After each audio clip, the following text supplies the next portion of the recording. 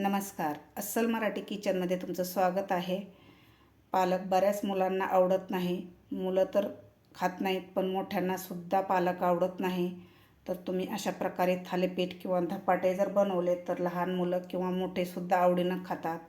तुम्ही हे सकाळच्या नाश्त्याला किंवा लहान मुलांच्या टिफिनलासुद्धा देऊ शकता. खूप छान लागतं. चला तर मग व्हिडिओला सुरुवात करूया. आज आपण बनवणार आहोत पालकचे थालीपीठ. तर त्यासाठी मी इथं एक जुडी पालक स्वच्छ निवडून घेतलेली आहे. निवडून त्याला स्वच्छ धुवून कॉटनच्या कपड्याने पुसून घेतलेलं आहे. आता आपल्याला हे बारीक कापून घ्यायचे आहे. पालक एकदम असा बारीक कापायचा आहे. पालक आपल्याला जेवढा होईल तेवढा बारीक कापायचा आहे.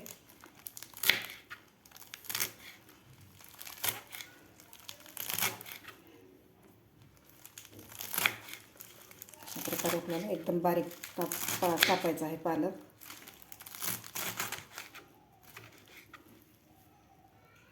प्रकारे मी पालक सगळा कापून घेतलेला आहे. असा बारीक आपल्याला स्वच्छ धुवून कपड्यानं पुसूनच पालक कापून घ्यायचा आहे. कापल्यावर पालक आपल्याला अजिबात धुवायचा नाही. कापून जर धुतला तर त्यामधले सगळे जीवनसत्व निघून जातात. त्यामुळे आपल्याला स्वच्छ धुवूनच पालक कापायचा आहे. तर एका बाउलमध्ये हे काढून घेऊया पालक. आपण बाउलमध्ये पालक काढून घेतलेला आहे. आता यामध्ये घालायचं आपल्याला एक मीडियम साईजचा बारीक कापून घेतलेला कांदा घालायचा आहे. कोथिंबीर घालायची आपल्याला कापून घेतलेली.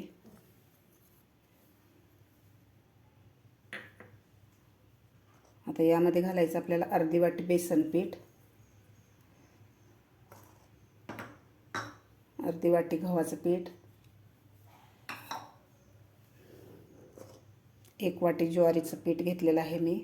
या ठिकाणी तुम्ही बाजरीचं पीठसुद्धा वापरू शकता. सध्या हिवाळा चालू झालेला आहे.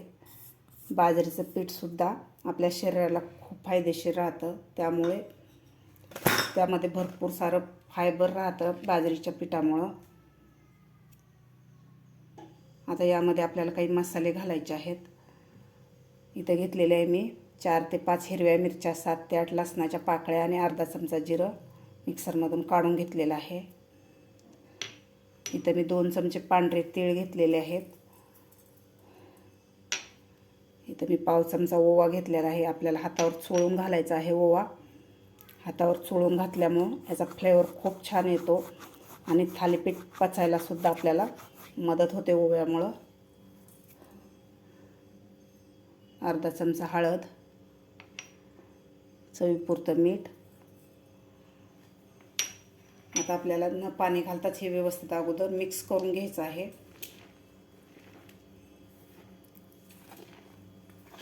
कांद्याला, पालकला भरपूर प्रमाणात पाणी सुटतं मीठ घातल्यानंतर. त्यामुळे अगोदर आपल्याला पाणी न घालताच व्यवस्थित हे मिक्स करून घ्यायचं आहे.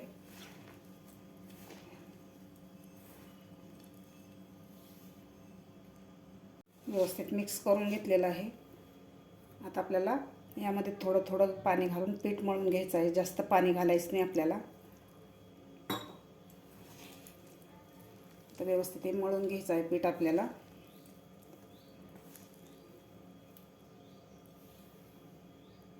प्रकारे मी पीठ मळून घेतलेलं आहे. जास्त पातळ पण नाही आणि जास्त घट्ट पण नाही. हे पीठ मळायला मला अर्धा कप पाणी लागलेलं आहे. मस्त झालेलं आहे आपलं पीठ. लगेचच आपल्याला थालीपीठ करायला घ्यायचे आहेत. मी इथे कॉटनचा कपडा पाण्यामध्ये भिजवून अंतरलेला आहे. यावरून आपल्याला थोडंसं पाणी लावायचं आहे, म्हणजे थालीपीठ आपल्या कपड्याला चिटकणार नाही आहे. आता यामधलं आपल्याला एक छोटासा गोळा घ्यायचा आहे.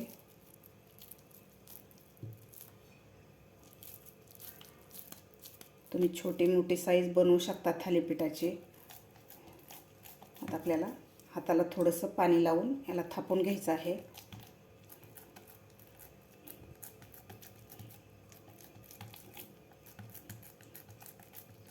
मीडियम साईजचं आपल्याला हे थालीपीठ थापायचं आहे. याला धपाटेसुद्धा म्हणतात. व्यवस्थित आपल्याला थापून घ्यायचं आहे. अशा प्रकारे मी थालीपीठ थापून घेतलेलं आहे. आता याला वरतून थोडंसं आपल्याला तेल लावायचं आहे. म्हणजे तव्याला आपलं थालीपीठ चिटकणार नाही आहे. त्याला एक आपण छिद्र पाडून घेऊया मधोमध. आता तवासुद्धा आपला गरम झालेला आहे, तर लगेचच आपण हे भाजून घेऊया थालीपीठ. तवासुद्धा आपला गरम झालेला आहे. याला थोडंसं आपण तेल लावून घेऊया तव्याला.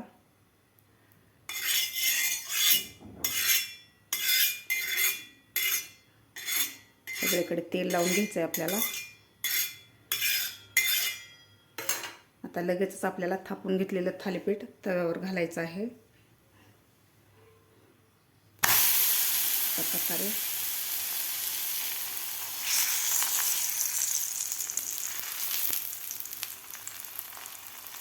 आता याला वरतून सुद्धा थोडंसं तेल लावायचं आहे आपल्याला थालीपीठला.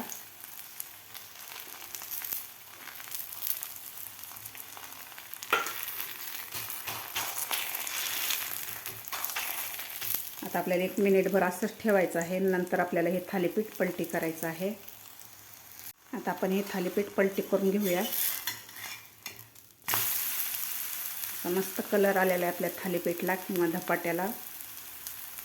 तर दोन्ही साईडकडून आपल्याला व्यवस्थित मीडियम गॅसवर हे भाजून घ्यायचं आहे थालीपीठ. थोडंसं असं दाबून आपल्याला हे थालीपीठ भाजायचं आहे, म्हणजे मग व्यवस्थित भाजलं जातं थालीपीठ. मस्त कलर आलेला आहे आपल्या थालीपीठला आणि चवीला सुद्धा अप्रतिम लागतं हे थालीपीठ.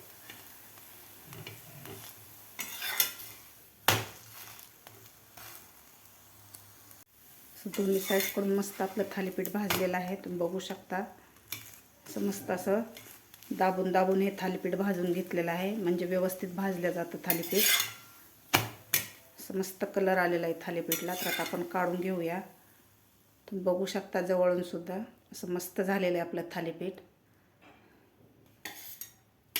आता दुसरं सुद्धा आपल्याला थापून घेतलेलं थालीपीठ तव्यावर घालायचं आहे.